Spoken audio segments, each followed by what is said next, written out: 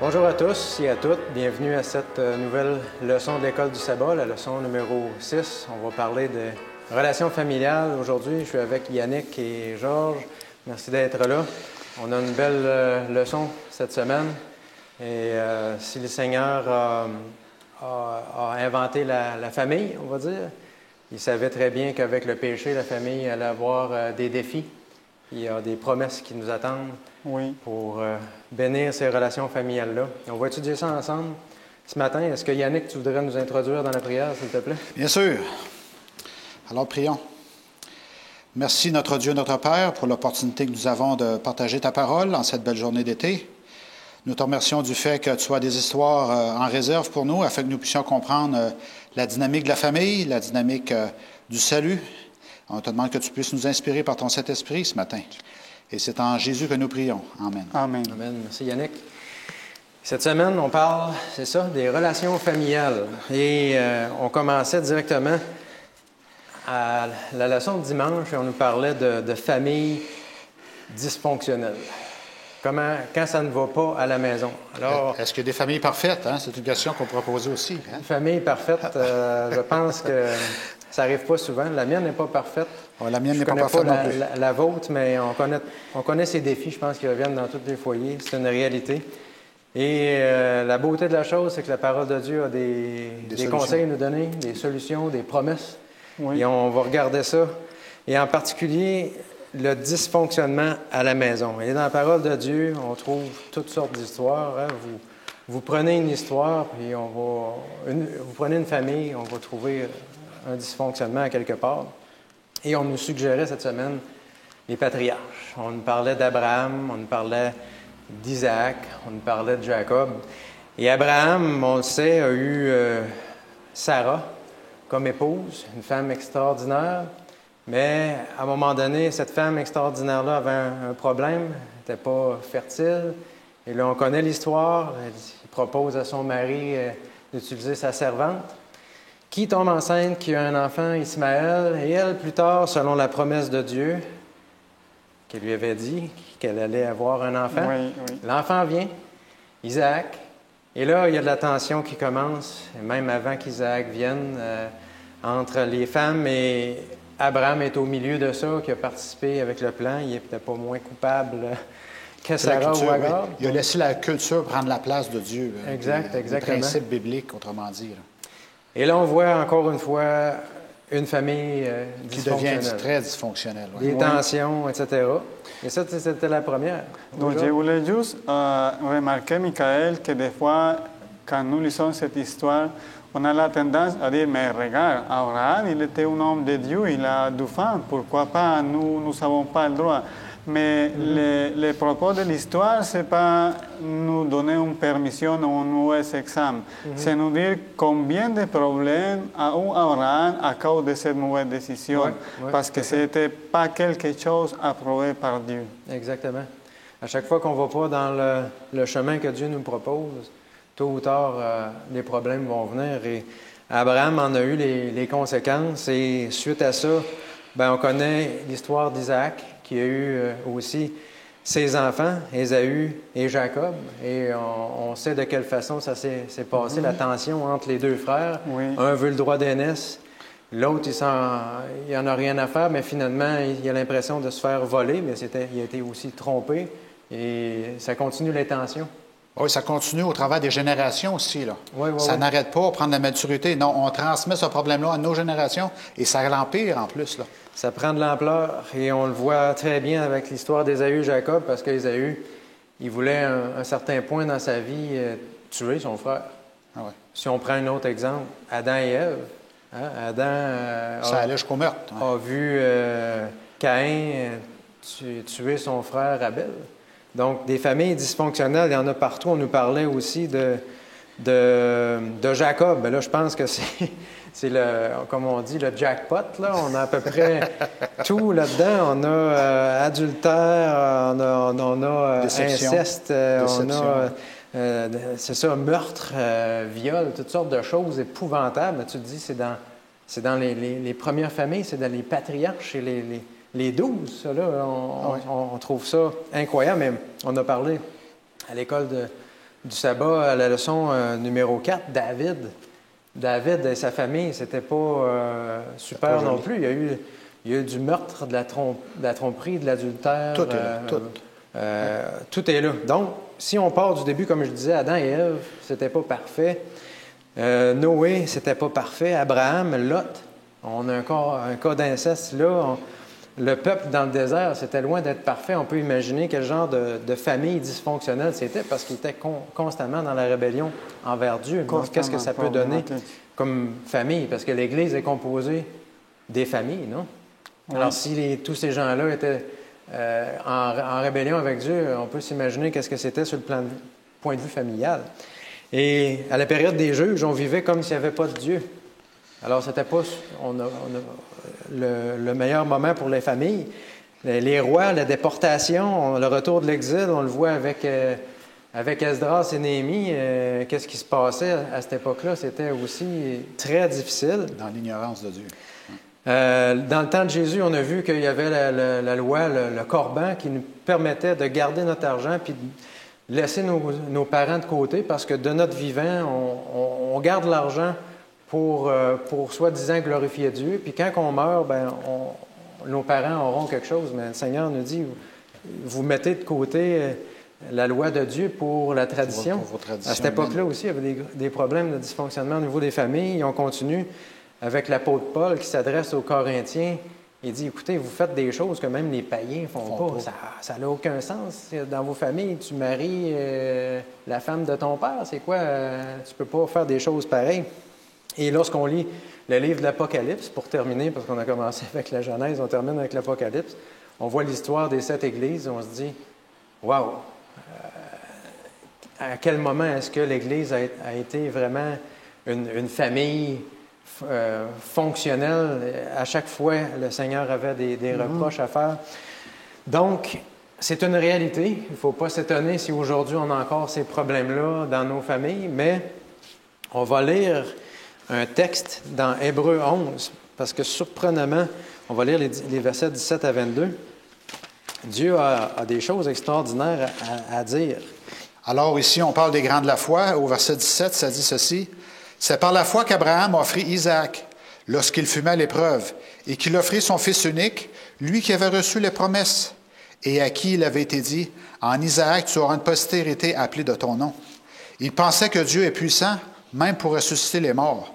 Aussi, il retrouva son fils, ce qui est une préfiguration.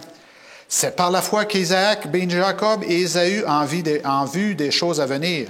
C'est par la foi que Jacob, mourant, bénit chacun des fils de Joseph et qu'il adora appuyé sur l'extrémité de son bâton.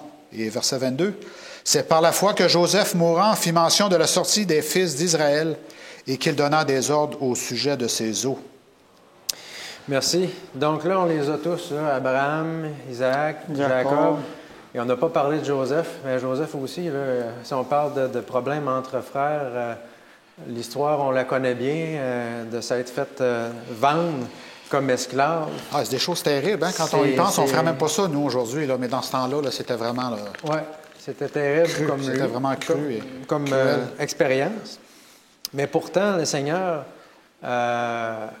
les cite comme exemple de foi. Comme exemple de foi. Et ça peut nous laisser perplexes et ça peut, en fait, nous encourager même. Oui. On va dire, Seigneur, tu vois en moi quelque chose de peut-être que moi, je ne vois pas, malgré mes erreurs et tout. Et j'aimerais qu'on lise un autre texte dans Actes 13, 22, qui va peut-être nous aider à voir qu'est-ce que Dieu voit, que nous, on ne voit pas. Actes 13, 22. Puis, l'ayant rejeté, il le suscita pour roi David, à qui il a rendu ce témoignage. J'ai trouvé David, fils d'Isaïe, homme selon mon cœur, qui accomplira toutes mes volontés. Alors, David, on en parle brièvement, mais c'est une famille qui a vécu quelque chose de dysfonctionnel, sans aucun doute. Je pense que c'est un autre exemple parfait. Ouais. Mais le Seigneur dit, selon le cœur de Dieu, et lorsqu'on étudie la vie de David, en particulier le psaume 51, qui nous montre sa profonde repentance, son humilité, là, on comprend peut-être un peu plus le Seigneur qui nous dit, OK, selon le cœur de Dieu, et on comprend peut-être un peu plus Abraham, Isaac, Jacob et Joseph qui font partie des grands de la foi. Le Seigneur a des promesses pour ces gens-là qui passent des moments difficiles au travers de familles dysfonctionnelles. Parce que si on a cette attitude-là de confession, de repentance, d'humilité, le Seigneur va nous relever. Oui, il y a une chose importante, Michael, c'est que c'est vrai que ces gens, ils ont fait beaucoup d'erreurs et de péchés aussi graves, mais ils n'ont pas resté dans les péchés. Ils sont des gens qui sont repentis, ils ont cessé ces erreurs qui les ont conduits vraiment à donner sa vie dans les mains de Dieu. Et Dieu a réussi à faire un travail exceptionnel en eux. Et ça, c'est l'espoir pour nous aussi. Malgré nos erreurs, Dieu est là pour voir en nous quelqu'un qui peut se rétablir et avoir une vie vraiment, comme on vient de le lire, comme David, d'avoir un cœur comme le corps de Dieu. Selon Dieu, selon la volonté de Dieu. Et la question alors qu'on doit se poser peut-être pour que justement nos familles puissent bénéficier de la présence de Dieu, de la bénédiction de Dieu, c'est est-ce que je suis en tant que chrétien encore sensible à l'influence du Saint-Esprit? Parce que Abraham, Isaac et Jacob, ou David et Joseph ont tous été ouverts à l'influence de l'Esprit de Dieu et ça leur a permis à Dieu de travailler au travers les choses épouvantables qu'ils ont pu vivre en tant que famille. Et le Dieu qu'on adore aujourd'hui ne change pas, c'est le même encore aujourd'hui. Alors, on doit être encore sensible à cet appel-là de Dieu parce que si ma vie est changée, ma famille va pouvoir bénéficier de l'action de Dieu dans ma vie, non? Et je pense que c'est dans cette mesure-là que nos familles peuvent passer au travers des moments difficiles. Tout ce qui est famille dysfonctionnelle, la solution, c'est Dieu au sein des familles. Comme tu l'as dit tantôt, lorsqu'on met nos plans devant ceux de Dieu, autrement dit, lorsqu'Abraham a choisi plus qu'une femme, parce qu'au début, Dieu a créé Adam et Ève. Non, Adam, Ève et Stéphanie et Caroline, et etc. C'était comme ça. Bien, à partir du moment où on marche avec le plan de Dieu, Dieu agit au sein des familles et Dieu nous invite encore une fois à le mettre au centre pour qu'on puisse être des familles qui représentent bien le Dieu qu'on adore. Et la leçon de la semaine allait plus loin par rapport au repos dans les relations familiales. Elle nous amenait aussi à choisir une nouvelle direction. Et Yannick, tu veux nous conduire là-dedans? De quelle façon est-ce que nos familles peuvent trouver le repos dans la mesure où on choisit une nouvelle direction? Oui, alors j'aime bien le fait que tu as apporté le mot famille, mais moi je vais apporter le mot communauté aussi. Le sens de la communauté et le sens du personnel. Est-ce que Joseph était différent des autres? Il est un peu différent des autres, mais il avait aussi ses dysfonctions et c'est un peu ce que je veux apporter à ce moment-ci.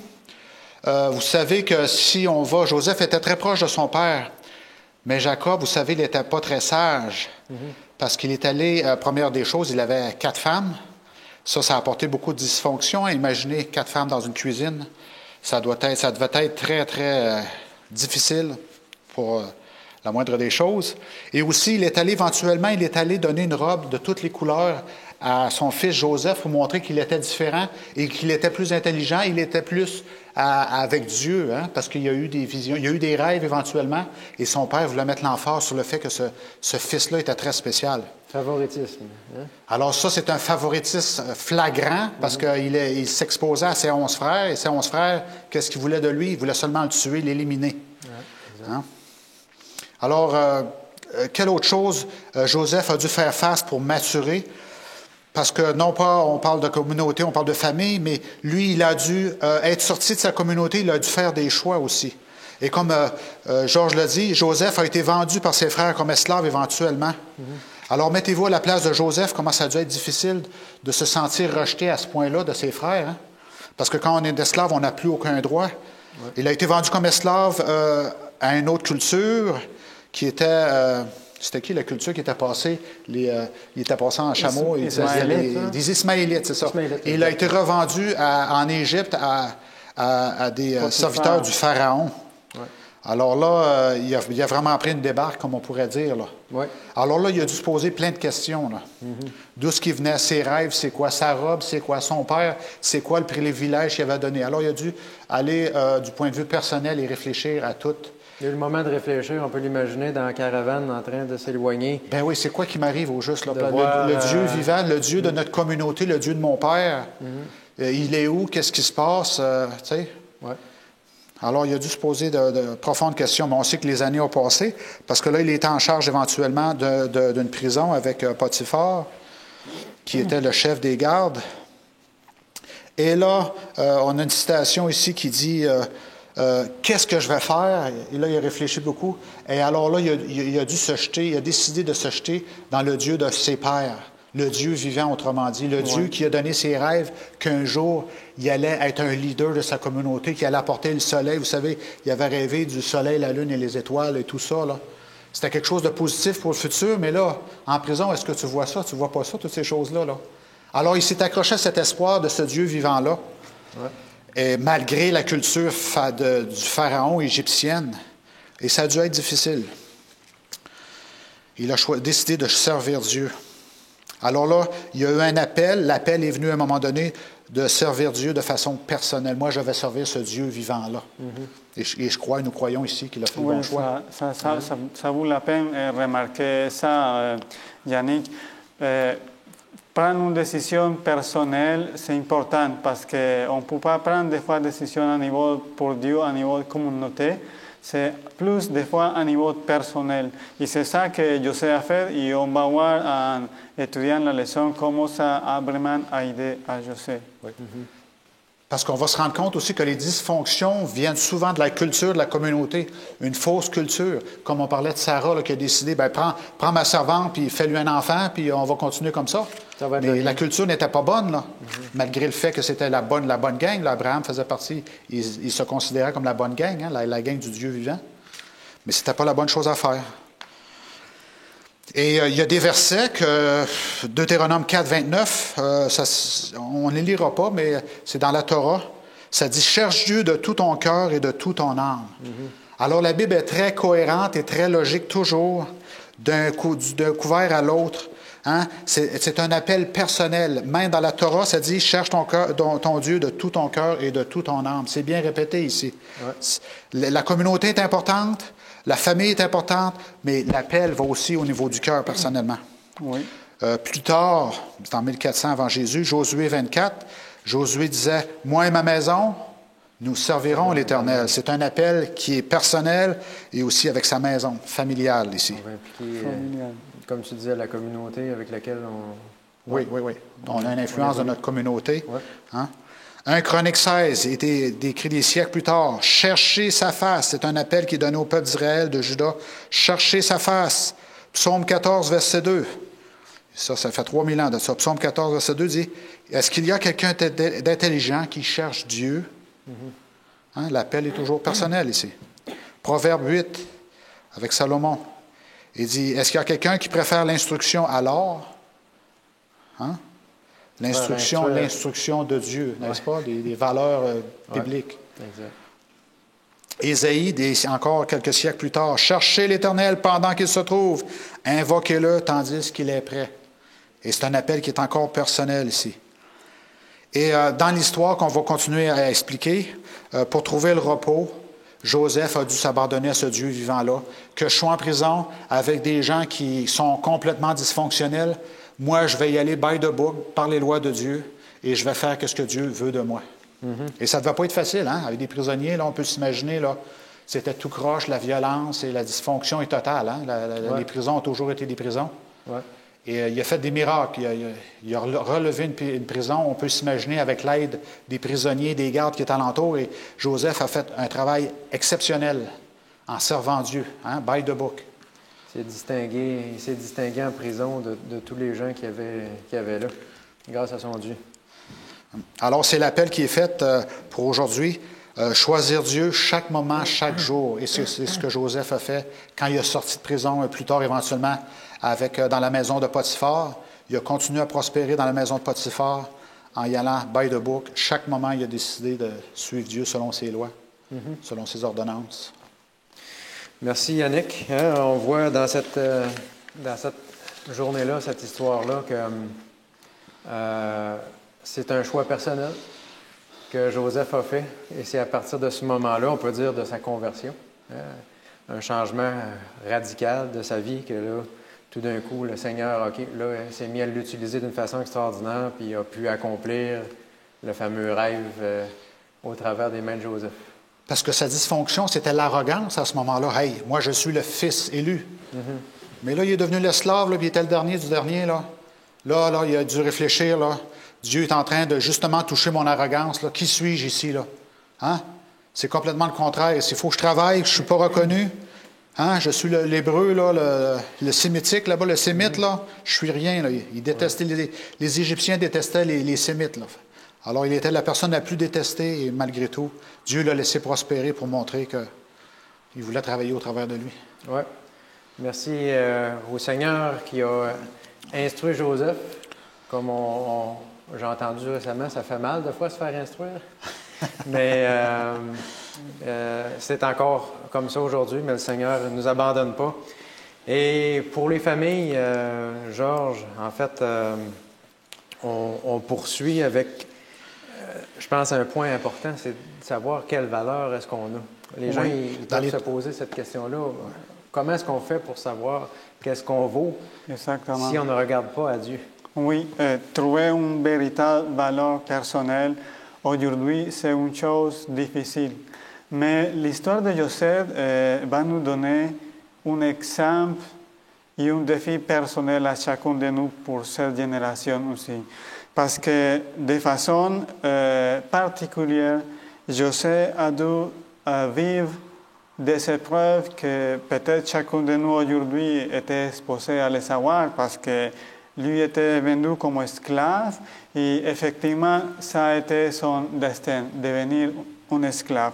Mais une chose intéressante, c'est que dans l'histoire, tout le monde peut-être peut le connaître, mais pour ceux qui ne le connaissent pas, dans le fin de l'histoire, Joseph, il va triompher, il va avoir la réussite. Mais la clé, c'est la décision que Joseph a fait de choisir rester fidèle à Dieu. Et il a un temps vraiment difficile pour Joseph parce qu'il commence quand il était, je ne sais pas comment le dire, il était emprisonné pour les Ismaélites comme un esclave. Il avait perdu ses droits, ses libertés. Il maintenant est juste un esclave soumis à la volonté de n'importe qui. Et il voyait s'éloigner dans les lointains les collines ou les tentes de ses pères qui les protégeaient et qui les favorisaient au-dessous de tous ses frères. Et ça, c'est fini. Maintenant, lui, c'est un esclave. Ça lui donnait le désespoir. Mais d'un côté, les scènes de Dothan le frappaient vraiment son corps en sachant que ce n'est pas quelqu'un d'autre, c'est sa propre famille qu'il a vendu comme esclave. C'est comme s'il perdait son identité. Oui, exactement. Complètement, il est esclave, il part de où il habitait, c'est un personnage dans une terre inconnue pour lui, et il arrive là comme, t'es qui toi? Ben, je suis un esclave hébreu, je ne suis plus Joseph. Oui, exactement. Merci Michael pour cette importante remarque. Mais une chose que j'avais appris avec cette histoire, c'est que nous tous, nous avons des moments difficiles où on doit prendre des décisions importantes dans la vie. Mais ça a été cette histoire, ça c'est ce moment dans l'histoire de la vie de Joseph. Et il y a un écrivain qui nous dit, Ellen White, Joseph a dû apprendre dans quelque sorte des leçons qui lui auraient pris des années pour l'apprendre. Mais l'important, c'est que dans cette sorte aussi difficile d'être vendu comme esclave, de s'éloigner de sa maison, Joseph, il s'est rappelé du Dieu de son père. Il a, comme Yannick vient nous mentionner tantôt, il a choisi rester fidèle à Dieu. Il a choisi honorer Dieu à travers sa vie. Et c'est ça qu'on peut voir. Et c'est ça qui a donné à Joseph son identité. C'est là où Joseph a trouvé son identité et sa force pour continuer. Parce que, imagine, même le voyage, ce n'était pas facile, mais Joseph, il n'a pas Il n'a pas resté à pleurer à cause des pénuries du désert et des longs voyages. Lui a été fidèle, lui a resté fort, lui est arrivé, et même si lui va être vendu comme esclave à Potiphar, il fait un excellent travail. Il a trouvé son identité avec Dieu.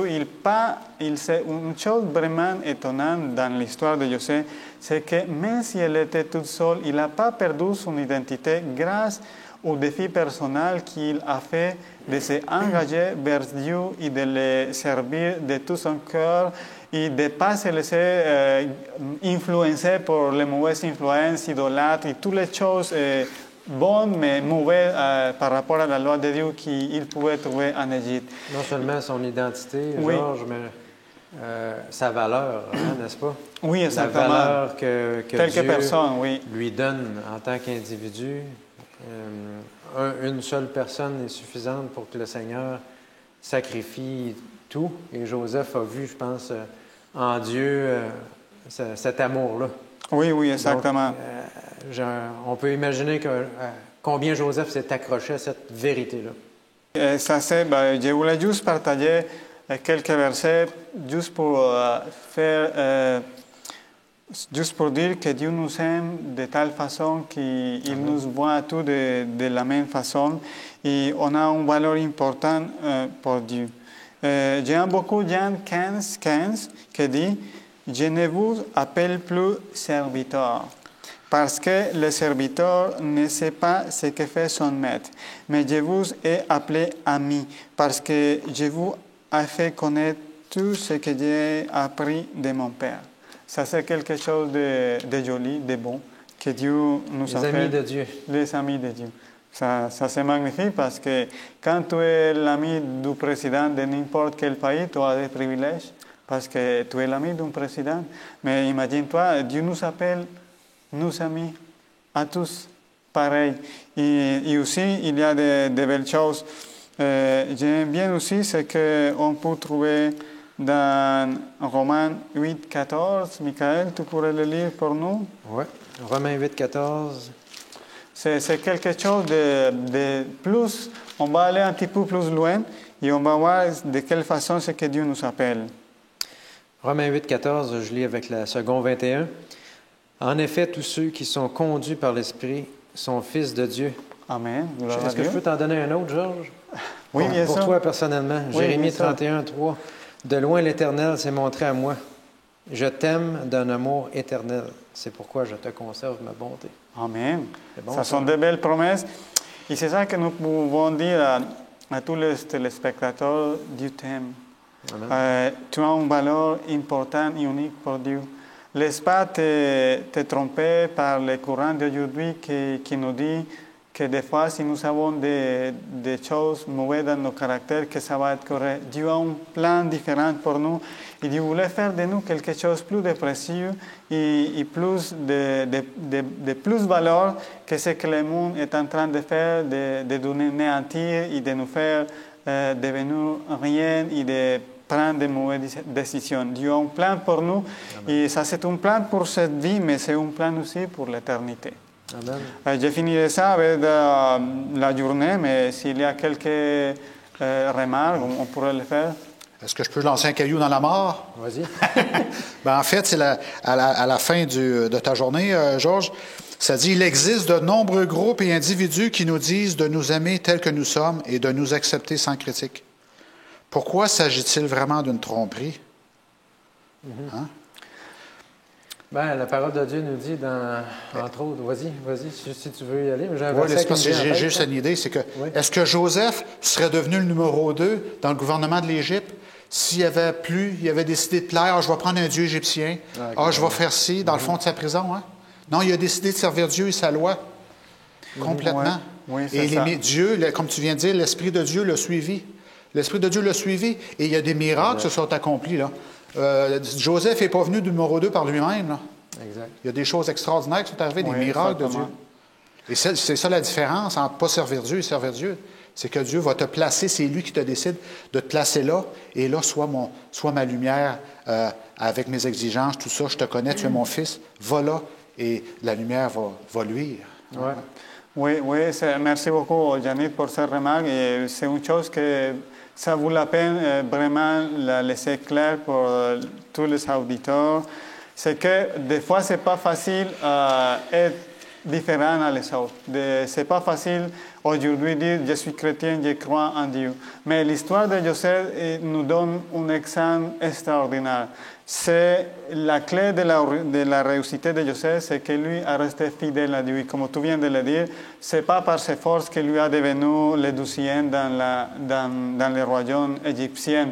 C'est grâce à Dieu. Ouais. Et c'est une promesse pour nous. Si nous voulons devenir quelque chose de triompher dans notre vie personnelle, c'est en choisir Dieu en premier. Amen. Oui.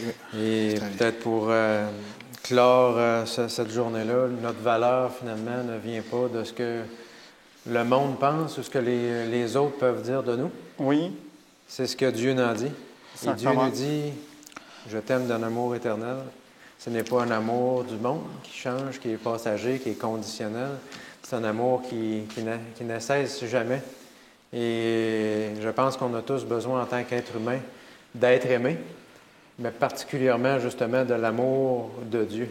C'est ce qui nous donne notre identité, c'est ce qui nous donne notre valeur. Exactement. Et on a tous c'est ça qui était arrivé avec l'histoire de Joseph. Oui. Merci, Georges.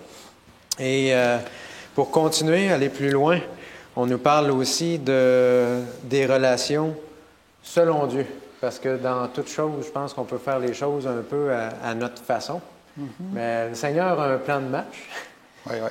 C'est quoi, de quelle façon est-ce qu'on devrait conduire nos relations, Yannick? Oui. Bien là, on parlait justement avant qu'il devienne numéro 2 au gouvernement. Là, il est en prison. Et puis là, il va à Potiphar. Et là, il s'occupe de la maison de Potiphar. Et là, ça va bien. Encore une fois, ça prospère. C'est Dieu qui permet que ça prospère. Et puis là, ça va bien pour Joseph. Hein? Il retourne et là, et on voit qu'il garde l'Esprit de Dieu dans tout ce qu'il fait. Mais là, il y a quelque chose Joseph est rendu un homme d'expérience, un beau bonhomme apparemment. Et puis là, il y a quelque chose de terrible qui arrive. C'est quoi? Il y a un problème relationnel qui est arrivé. Je ne sais pas, est-ce qu'on pourrait le lire? Oui. Peut-être? Oui, on pourrait essayer de remettre le contexte avec tout. Parce qu'on a parlé beaucoup de choses, mais je ne sais pas si on a couvert tous les points que la journée veut nous donner. Là.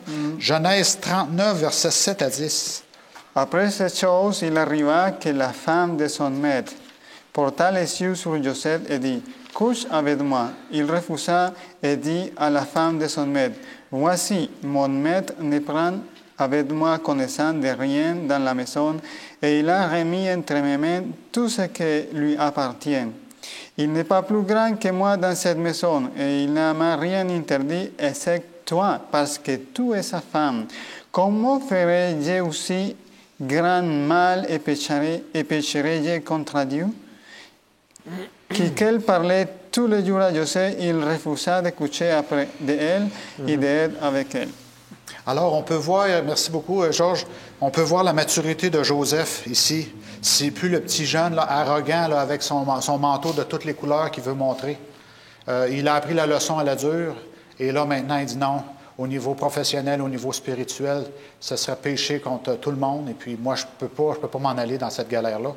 Et en particulier, Yannick, ce que j'aime bien dans cette histoire-là, c'est qu'on peut imaginer qu'il y avait juste Joseph et la femme de Potiphar. Ben oui, c'était le tranquille, le silence, il y a eu le temps. Tout était réglé par la femme. Joseph était là, seul, et il décide d'être fidèle à Dieu. Alors la question, c'est comment est-ce que moi j'agis quand je suis seul? Est-ce que je fais la même chose que quand je suis devant les gens? Est-ce qu'on est conséquent? Parce que Dieu, on peut imaginer le ciel entier qui regarde Joseph. Qu'est-ce qu'il va faire? Il décide d'être fidèle alors que personne n'observe. Ben oui. Que personne d'autre que ces deux-là. En plus, il a fait ça et ça s'est tout tourné contre lui. Hein? Oui. Est-ce qu'il a commencé à maugréer et dit, ben là, Dieu, là, c'est ta faute, moi je te sers, puis là, tu te permets que je retourne en prison, puis encore, c'est tout à recommencer, là, tout est tombé, là. Il n'y a pas de récompense à te servir. Oui, il n'y a pas de récompense, oui. Hein, qu'est-ce qu'on fait, là? On se fait emprisonner. Alors, on voit ici qu'il a décidé encore une fois, il a recommencé en prison, il a recommencé à être fidèle à Dieu en prison, puis les résultats appartiennent à Dieu. Ouais. Moi, j'y vais by the book. Qu'est-ce que tu me demandes, tes ordonnances, tes lois, ton amour que tu projettes, Seigneur, je vais vivre par ça. Puis les conséquences, c'est toi qui s'arranges avec ça, Seigneur. Ouais. J'avais un professeur à l'école qui est un expert en égyptologie et qui disait que Potiphar, c'était, statistiquement parlant, c'était probablement un eunuque. Alors, Joseph aurait pu rendre service à sa maison, à la maisonnée de Potiphar, puis donner une descendance à Potiphar. Il aurait pu s'arranger le plan B. Mais même là, ça n'a jamais été une option pour Joseph. Il dit non, ça c'est trop grand pour moi. Je suis en charge ici, Potiphar n'est pas ici, et on va by the book. Alors, je trouve ça grand, je trouve ça noble de cette personne-là. Oui, de demeurer fidèle. Cette étude-là, ce point-là en particulier qui nous parle des relations avec Dieu, nous montre que quelque chose d'important, c'est selon Dieu, nos relations. Traiter les autres avec respect, avec amour, avec patience. Et c'est ce que Joseph a essayé de faire avec la femme de Potiphar, n'est-ce pas? D'être respectueux envers elle pour lui dire, écoute, ce que tu me demandes là, ça va à l'encontre de ce que mon Dieu me demande. Il la traite avec respect. Et en réponse à ça, aujourd'hui, ça peut être la même chose. Alors qu'on essaie de traiter les gens avec respect, les gens peuvent vouloir nous démolir. Et c'est ce que la femme de Potiphar a voulu faire, avec le mensonge, avec son manteau et tout. Mais Dieu dit, écoutez, traitez les relations de cette façon-là, même si ça vous coûte quelque chose. Ça coûte quelque chose de servir le Seigneur. Pour sa ceux réputation, qui disent que c'est facile et que ce n'est que pour les faibles. Lisez la parole de Dieu, vous allez voir que d'être fidèle à Dieu, il n'y a rien de facile, ça coûte quelque chose. Ça coûte. Et c'est ce que Dieu nous appelle, à vivre nos relations selon Dieu. Oui, même si ça fait mal des fois. Même si ça fait mal. Et le grand conflit, on nous parlait d'un grand conflit, on peut regarder ça de plus près avec Georges. De quelle façon est-ce que Joseph agit? Oui, c'est comme on l'a déjà mentionné, on peut toujours voir que les grands conflits, ça prend le niveau personnel, personne à personne.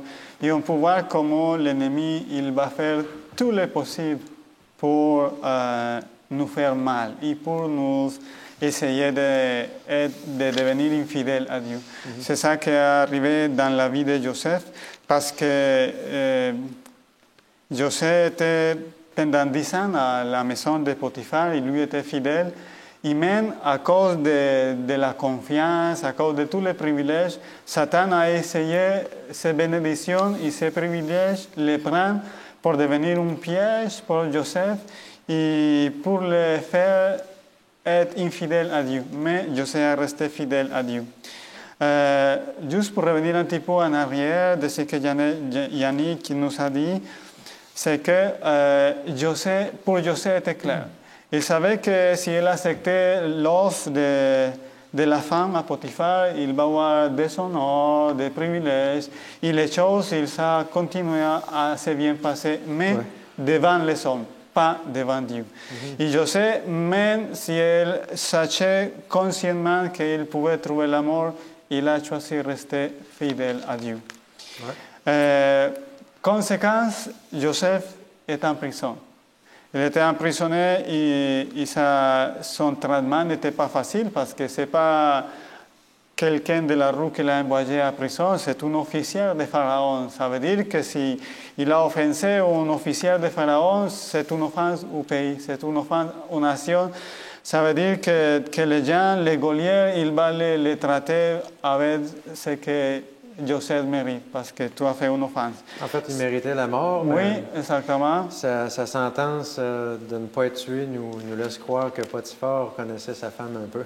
Oui, oui, mais aussi de notre côté, des fois les gens préfèrent souffrir les gens longtemps. Oui, aussi. Parce que ça c'est plus dur les faire souffrir longtemps que simplement les ôter la vie.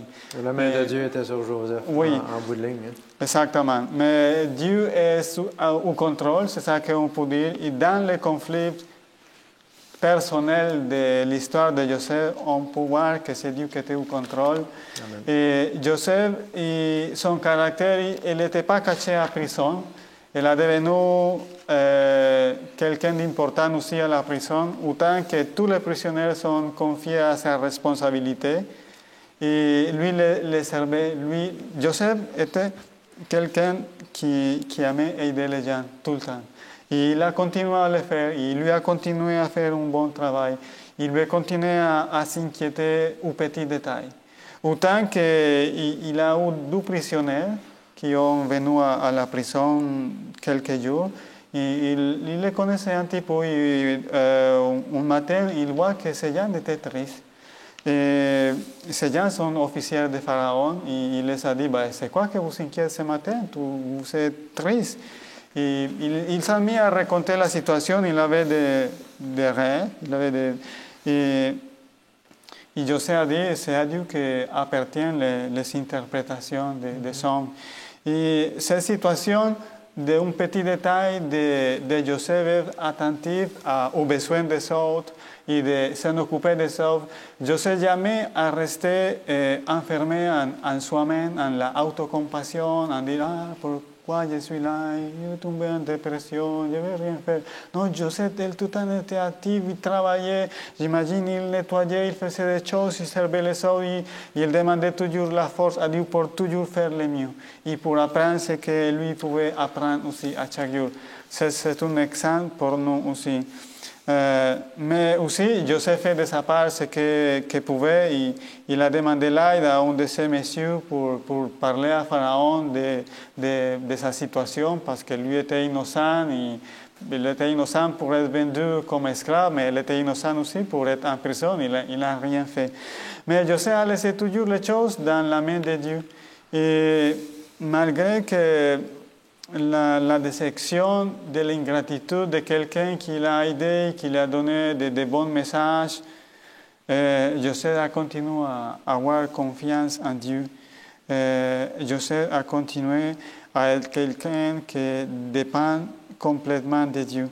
Et dans les moments peut-être moins espérés ou plus espérés, Joseph a sorti de la prison d'une façon que nous ne pouvons pas, on pouvait pas l'imaginer. C'est le même Pharaon qui le fait venir. Et Joseph a donné l'interprétation que personne d'autre dans le royaume de Pharaon a été capable de faire. Et il a devenu le 12e dans la royauté. Mais, ça, c'est extraordinaire. Là. Oui, oui. Sortir de la prison pour arriver 2e après, le premier après le Pharaon, c'est incroyable. C'est un miracle, ça, là. On est dans le supernaturel. Là, ah oui, c'est ça. Non seulement il devait être mort, mais il n'est pas mort, mais il sort de la prison puis il s'en va là. C'est inimaginable. Oui, oui. Un détail important, Michaela, ce que tu viens de dire, c'est que quand Joseph arrive à la présence de Pharaon, il lui dit, c'est pas moi qui donnerai une réponse à Pharaon, mais sa réponse n'a été pas arrêtée là. Mais Joseph, il a toujours cette assurance et cette foi qu'on est capable de transmettre même aux autres. Joseph dit, c'est pas moi, ça sera Dieu. Quand Joseph dit ça, il le dit avec une autorité, il y avait quelque chose de convaincant que ça lui a donné à Pharaon le goût de voir et d'écouter ce que Joseph va faire. Joseph a donné une bonne interprétation des sons, mais aussi il a donné les plans et la façon de gérer la situation pour collecter toutes les années de prospérité et de bonnes récoltes qu'ils vont avoir. Autant que le Pharaon est convaincu, et pas simplement le Pharaon, parce qu'il a eu certain temps, il a eu certain délai pour choisir cette personne. Et Pharaon, il a proposé à ses ministres, il a dit, est-ce que tu verras nous quelqu'un de plus sage, que Dieu est avec lui? Et c'est ça comme Joseph a devenu le 12e dans l'Égypte. Et ça vaut la peine de mentionner que l'Égypte, à l'époque, ça n'était pas quelques petits pays, c'est la puissance de la terre. C'est un pays qui avait une armée vraiment bien développée, il était prêt à défendre son pays. Et au niveau de l'architecture, il était tellement bien développé que même aujourd'hui, on peut trouver des monuments dans l'Égypte, des statues en pierre, des écritures dans la roche. Et ça, c'était impressionnant. Mais je voulais partager Ephésiens 6, 1 à 13. Je pense que ça vaut la peine vraiment de le lire parce que ça nous donne, on va sortir un petit peu de l'histoire de Joseph et nous mettre chacun dans nos pieds dans la bataille que nous vivons. Ça vaut la peine de mentionner que Joseph, il a toujours appris que notre bataille, notre guerre c'est pas nous seuls qui la devons gagner. Amen. On doit rester toujours avec Dieu. Et dans les paroles de l'apôtre Paul dans Éphésiens, on peut voir la façon comme Dieu est là pour nous aider et pour nous faire rappeler que la bataille, c'est plus personnel avec quelqu'un d'autre, c'est avec des forces plus puissantes que nous et que nous seulement trouverons la force en Dieu. Michael, tu pouvais lire Éphésiens 6. 1 à 13. Je peux 13. je peux en lire la moitié, si tu veux. Ouais. Oui. Je vais lire 1 à 6. Enfants, obéissez à vos parents dans le Seigneur, car cela est juste. Honore ton père et ta mère, c'est le premier commandement accompagné d'une promesse, afin que tu sois heureux et que tu vives longtemps sur la terre. Quant à vous, pères, n'héritez pas vos enfants, mais élevez-les en leur donnant une éducation et des avertissements qui viennent du Seigneur. Esclaves, obéissez à vos maîtres terrestres avec crainte et profond respect, avec sincérité de cœur comme à Christ. Ne le faites pas seulement sous leurs yeux, comme le feraient des êtres désireux de plaire aux hommes, mais obéissez comme des serviteurs de Christ qui font de tout leur cœur la volonté de Dieu. Servez-les avec empressement, comme servant le Seigneur et non les hommes, sachant que chacun, soit esclave, soit libre, recevra du Seigneur selon ce qu'il aura fait de bien. Et vous, maîtres, agissez de même à leur égard et abstenez-vous de menaces, sachant que leur maître et le vôtre est dans les cieux, et que devant lui il n'y a point de favoritisme. Au reste, fortifiez-vous dans le Seigneur et par sa force toute puissante. Revêtez-vous de toutes les armes de Dieu afin de pouvoir tenir ferme contre les ruses du diable. Car nous n'avons pas à lutter contre la chair et le sang, mais contre les dominations, contre les autorités, contre les princes de ce monde de ténèbres, contre les esprits méchants dans les lieux célestes. C'est pourquoi prenez toutes les armes de Dieu afin de pouvoir résister dans le mauvais jour et tenir ferme après avoir tout surmonté. Amen. Merci beaucoup, Yannick et Michael. Je voulais faire une remarque par rapport à l'histoire de Joseph. Joseph, c'est quelqu'un qui faisait comme l'apôtre Paul dit, il ne voulait pas servir simplement aux yeux des hommes. Il servit devant les yeux de Dieu. C'est pour ça que Joseph, il n'a pas succombé à la tentation avec la femme de Potiphar. Parce que Joseph, il servait à Dieu devant ses yeux. Et on peut le savoir, il n'y a pas de cachette, on ne peut pas se cacher devant Dieu. C'est ça qu'avait fait Joseph. Et même aussi à la prison, Joseph, il n'a pas renié de sa situation, il a continué à servir à les autres comme un servant Dieu. Et c'est ça qui a permis à Joseph d'avoir un triomphe dans sa vie, comme tu l'as mentionné, Michael. C'est ça vraiment miraculeux, sortir de la prison, même dans un pays étranger, et devenir le 12e dans cette royauté. Mais pour nous, il y a de l'espoir aussi, mais il y a un message aussi de profond. Nous devrons servir Dieu comme l'apôtre Paul nous le dit dans le verset 6. Ne pas seulement sur les cieux comme pour plaire aux hommes. Nous devons aussi servir à Christ par rapport à sa volonté et dans tout ce que nous faisons. Mais il y a un autre verset que j'aime bien, et c'est le 11, il dit « Revêtez-vous de tous les armes de Dieu, afin de pouvoir tenir ferme contre les ruses du diable. » Il y a beaucoup de ruses aujourd'hui aussi, mais c'est justement en restant avec Dieu que nous pouvons avoir l'assurance qu'on va réussir, parce que ça ne va être pas notre force. En finissant, le verset 13 nous dit, dans la fin, afin de pouvoir résister dans les mauvais jours. Je vous dirais, mes amis qui nous écoutent, qui nous regardent, nous avons de mauvais jours à vivre. Ça, c'est clair. Avec toute l'histoire de la pandémie, de toutes les choses qui s'en viennent. Mais la clé, c'est, si nous restons en Dieu, nous pouvons rester fermes et surmonter tout, avoir un triomphe complet. Mais ça ne sera pas pour notre force, ça sera par l'effort que Dieu nous donne.